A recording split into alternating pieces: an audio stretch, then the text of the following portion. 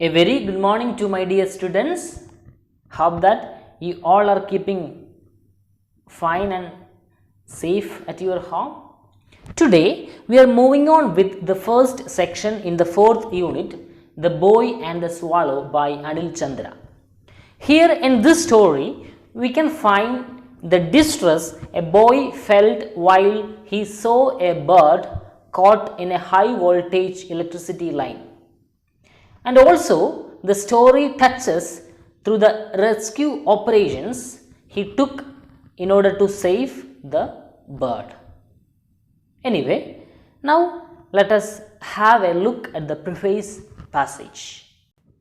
Now listen, I am going to read the preface passage. Unit 4, Section 1, The Boy and the Swallow by Anil Chandra.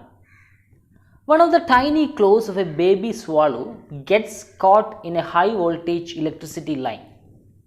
The bird hangs from the wires. Its helplessness makes the heart of an 11-year-old boy ache. He longs to rescue the bird. Will he able to save the swallow? As I mentioned in the beginning, it is all about the innocent nature of a child who was getting sad over little things. So when the boy found a baby swallow was caught in a high voltage electricity line, the boy was very much sad and he tried a lot to rescue the bird, or he tried a lot to save the life of the bird. Then a question is left to us, that will he able to save the swallow? Anyway, let us continue with the story to find whether he succeeded in his attempt or not. So before getting into the first paragraph, you must have a knowledge about the meaning of these words mentioned in the first paragraph. The first word is claw. Claw is actually a curved, pointed, horny nail on each digit or foot of a bird. Then the second one, fence off. Enclose an area within a fence. Then pole, stick, then barbed wire, twisted strands of steel wire. Then the last word, skull, main bones of the head. Okay. Now please listen, I am going to read the first paragraph. High above earth, the power lines stretched across the flat and unchanging fields. One of the giant electricity poles was on his father's ground in a square patch fenced off with barbed wire. Henry was 11 years old and he knew one cannot touch electric wires. Warning plates with a red skull and crossbones said in 3 languages, danger. So when we analyze the first paragraph, it is understood that in the beginning of the story itself, the narrator picks our attention, or the narrator drives our attention to a countryside where power lines stretched endless across the long and unending cultivated fields. And you know that there are many electric posts for carrying the electric lines, and such an electric post was on the boy's property or his father's property, and that was separated from the other area through a fencing, and it was fenced with barbed wire, means twisted strands of steel wire. Imagine that if there is a place where the electric transformer situates near to you, we can easily find that the place where it situates usually separated with a fencing. So likewise here also the electric post which was situated on their property was separated from the other areas. And like in any other similar places, there was also a warning plate denoting that it is highly dangerous, written in 3 languages with the usual symbol with a red skull and crossbones. Now let us have a look at these images for your better understanding. So as you know, these are the images of giant electricity poles. The second one is an example of giant electricity poles, and the first one is an example of the electric poles which we are familiar with. That means it is found in everywhere else. The second one was actually giant electricity poles having high voltage electricity lines, and this is actually the image of barbed wire, and this is actually the image of the square patch mentioned in the first paragraph, fenced off with barbed wire. Okay, now I hope that you get an idea, clear idea about what was actually described in the first paragraph. Okay, before getting into the next paragraph, you have to know the meaning of far off. Far off means remote or distant. Now let us continue with the next paragraph. Andrew was a daydreamer, and the power lines opened for him a door into a far off world of magic, a world where there were big missions and busy factories. Then what do you mean by daydreamer? The meaning is given at the bottom of the page. If you are a person who has pleasant thoughts that make you forget about the present, you are a daydreamer. So in this paragraph, Andrew is picturized as a person who was living in his own world, forgetting everything in the present. Whenever he saw the power lines, it brought him many thoughts about a distant world of magic, somewhere like in a fairyland, filled with big missions and busy factories. This is why he was considered as a daydreamer by the writer, living not in reality but in his own pleasant thoughts. Now let us continue with the next paragraph. I am going to read the next paragraph. Listen.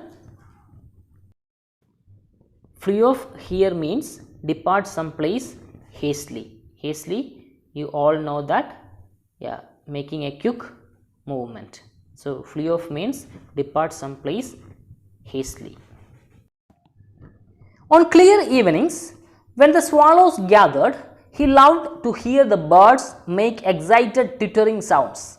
He loved to see how they flew off the copper wires into space, and how their perfect curved wings lifted them in the air. They were flying thousands of kilometers over land and sea and mountains to countries he had never dreamt of. The birds opened another door for him.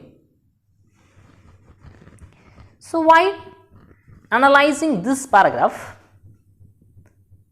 it is evident that he always spent time on the birds which used to gather on the power lines near his field. Should I ask you one question? How many of you have got long and unending fields near your locality or near your home? If so, have you ever in your life spent time on watching such nice things?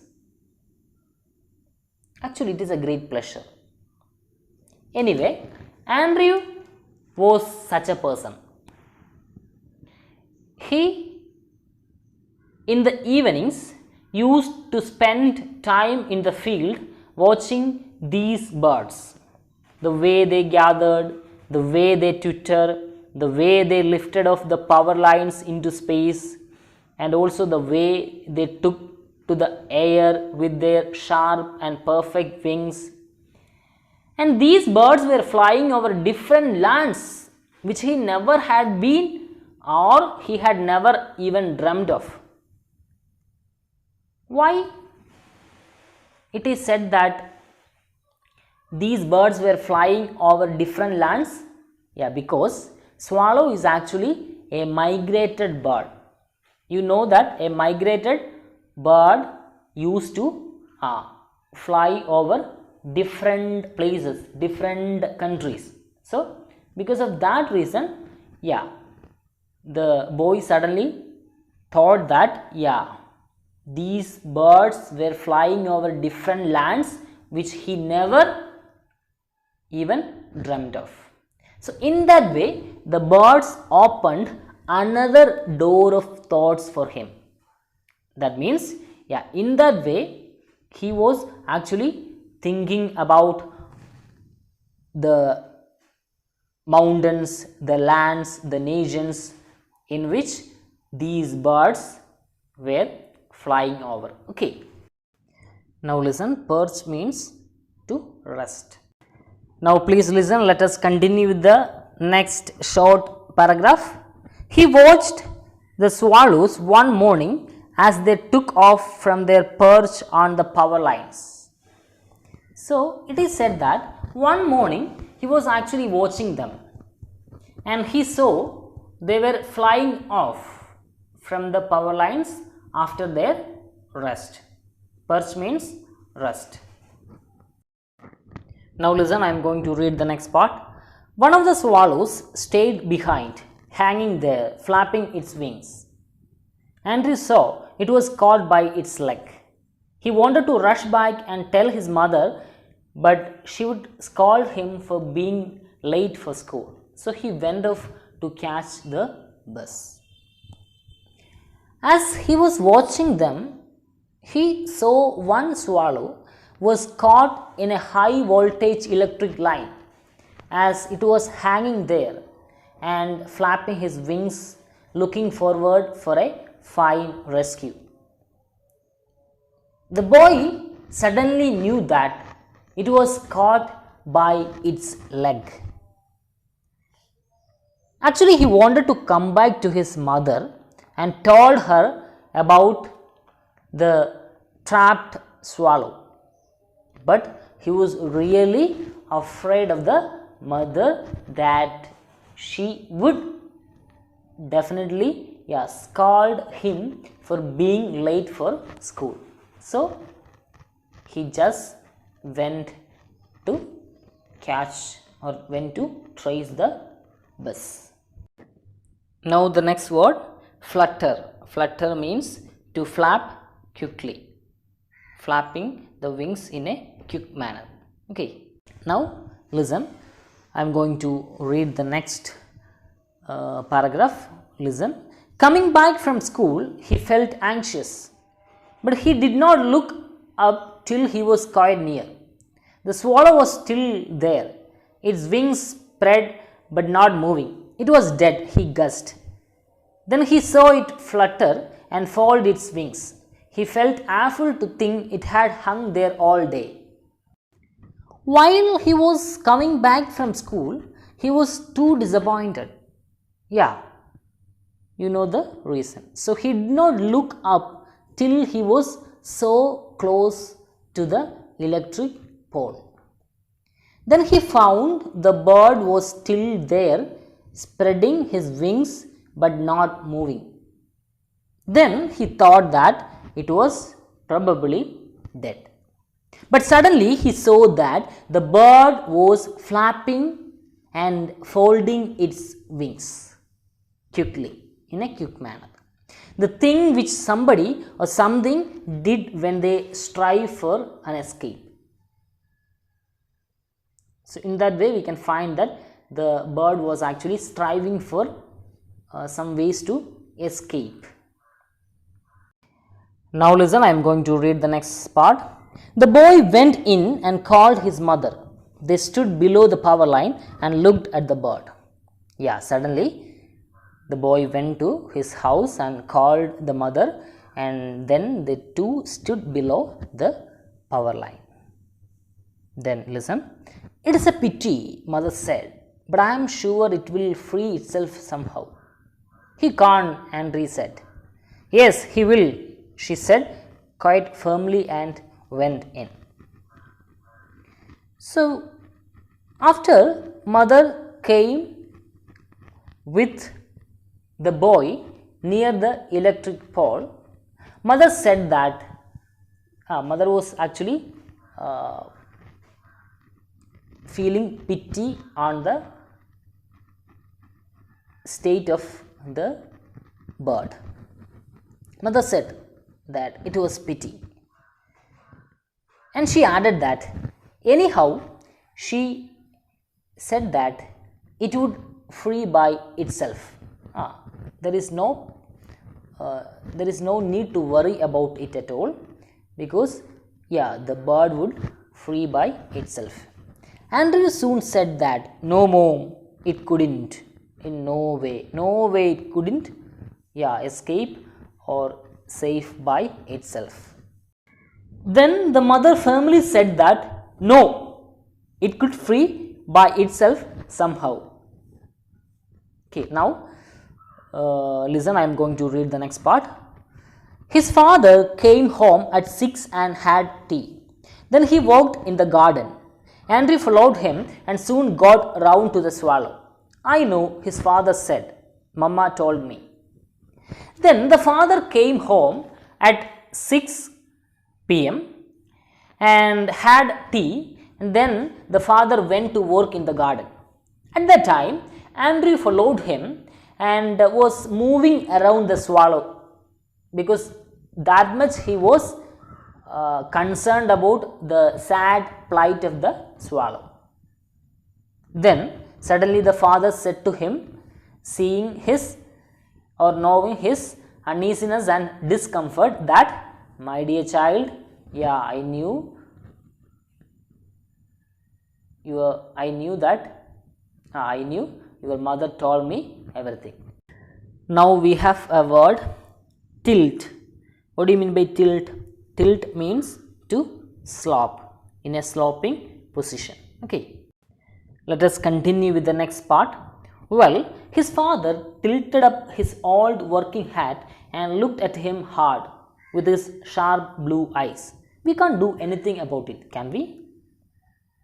Then the father suddenly wore his hat in a sloping position and looked at him roughly and remarked that we can't do anything about it. That means we can't do anything more. We are helpless. Then he is asking, are we? Okay, now let us continue with the next part. No, Papa, but what? Henry kicked at a stone and said nothing more. He knew his father did not want to hear anything more about the bird.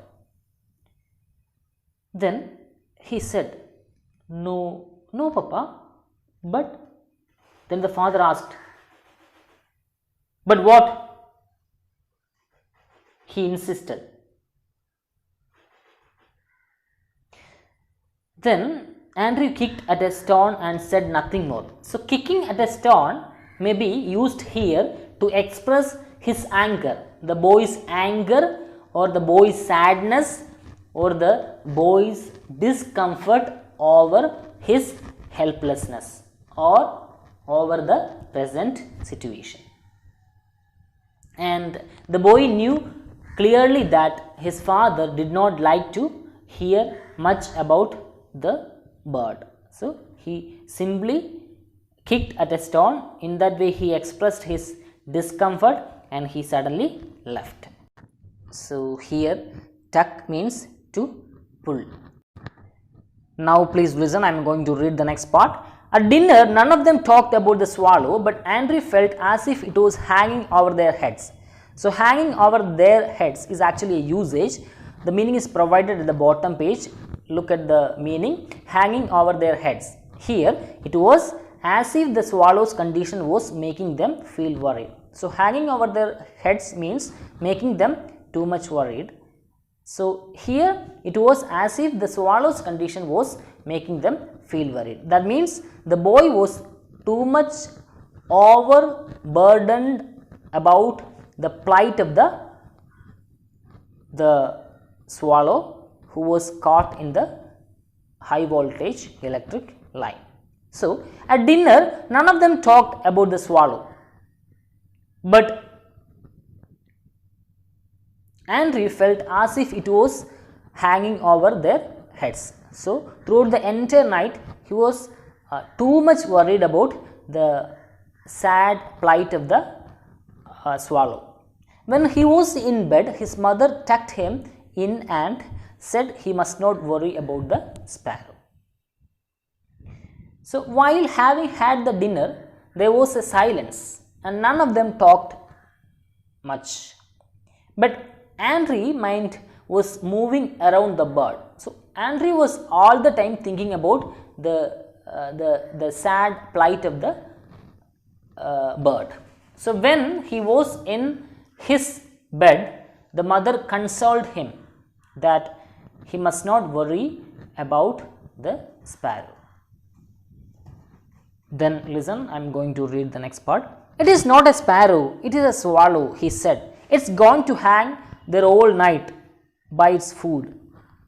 His mother sighed and put out the light. Here, put out means to remove or to blind. Then the boy corrected the mother that, Mom, it was not a sparrow, it was a swallow. And it was going to hang there all night by its food. When the boy said so, then the mother also produced a long dismay. The mother also sighed and removed the light. Now listen, I am going to read the next part. The next day was a Saturday.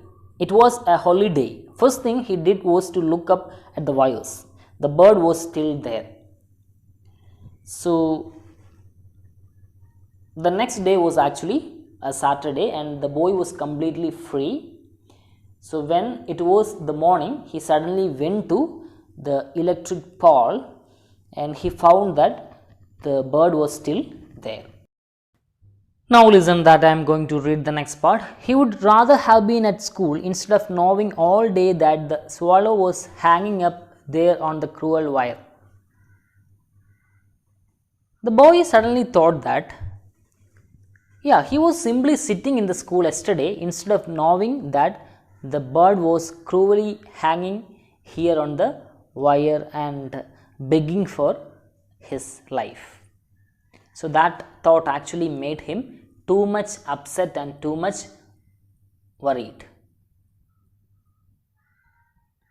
Then listen, I am going to read the next part. The morning was very long. He tried to forget about the swallow by building a mud fort.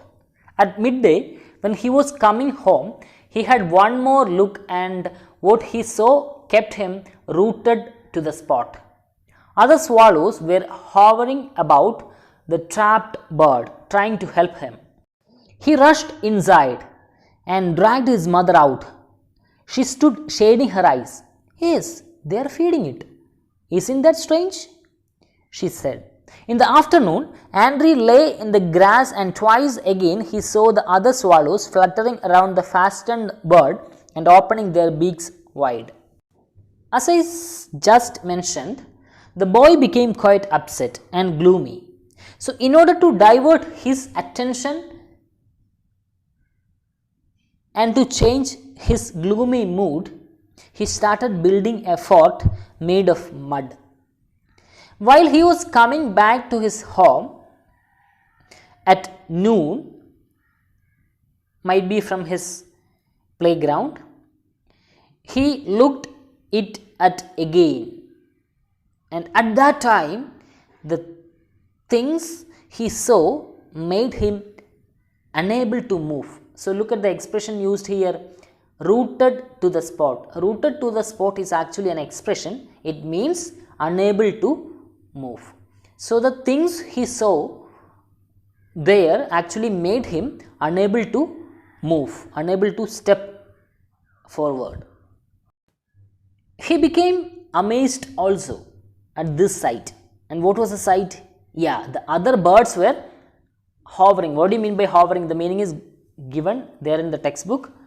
Staying in the air near the trapped bird. So the other birds were moving around and staying in the air near the trapped bird in order to help the bird. Suddenly he rushed back to his mother and dragged her out. When the mother came, looking at the sight, the mother just remarked that they were feeding it. She then asked, "Why you dragged me out and brought here? Was here anything strange?" No, these were all the normal things. Yeah, if a bird in a group was really caught up, then definitely the other members of the same group would definitely take care of the trapped one. So these were all normal things. There was nothing to wonder about it. In the afternoon also, Henry saw the other birds flapping their wings quickly around the fastened bird and opening their beaks wide. So in that way, the other birds were doing their best to save the life of the swallow which was caught in the high voltage electricity line. So this is all about today. I hope that you understood everything which we discussed today. Anyway, I think this is the time to wind up. Anyway, thank you and have a nice day. We will definitely continue this story in the next class. Okay, thank you. Have a nice day.